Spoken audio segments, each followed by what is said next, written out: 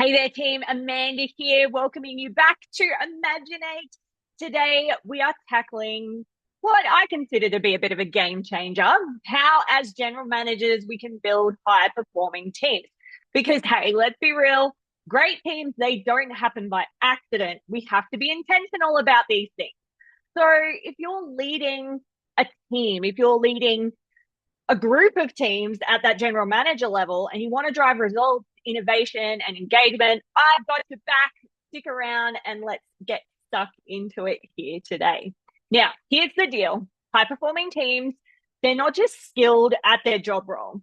They're aligned, they're adaptable, and they're driven by purpose. And here's where most of us as GMs go wrong. We focus only on hiring talent, and then once they're in the seat, we forget about developing them. So, what is the secret sauce that we need here? It's the right mix of leadership, culture, and systems, tools, and processes. And today, I'm giving you my three key strategies to help you build a powerhouse team that not only just survives through those tough times, they actually thrive. So, first and foremost, strategy one is all about aligning talent with your business goals and your business objectives. The best teams don't just work hard, they are able to work with purpose, and that starts with being aligned.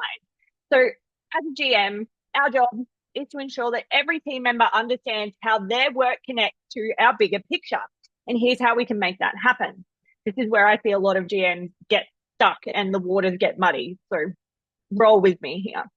So, it's really important that we take the time with every team member to set crystal clear objectives that align with the business goals and regularly communicate with them why their work matters. So the why. People perform better when they see their impact. It's all about the impact that they're having on the organization. And hey, jump in, make sure you're using real-time data to track performance and course correct as needed. When alignment is tight, your engagement will soar, and that's where the real magic happens. Now, second strategy team is to cultivate a culture of ownership and accountability. So we want our team to own their work, because when people feel ownership, they will go all in. When they feel accountable and they take that extreme ownership, they just grab hold of it and they take it and they make it their own. So how do we make that shift? Great question.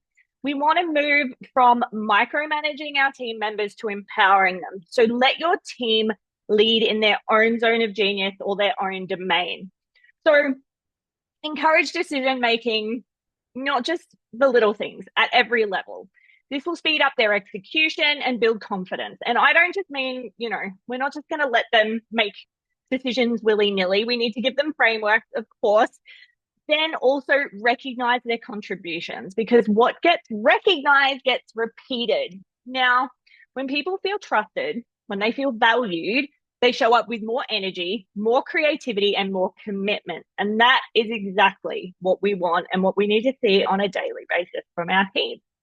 Now, my third and final strategy, we need to develop leaders at every level of the organization, because a strong team is built on strong leadership from top to bottom. So making sure that your leaders, so the leaders that you're leading, invest in them. Leadership training that builds their confidence and decision-making skills. Remember, we hired them and put them in that leadership role because they were great at their job. We need to also teach them those leadership skills. We want to coach them. We want to mentor them. That turns managers into true leaders.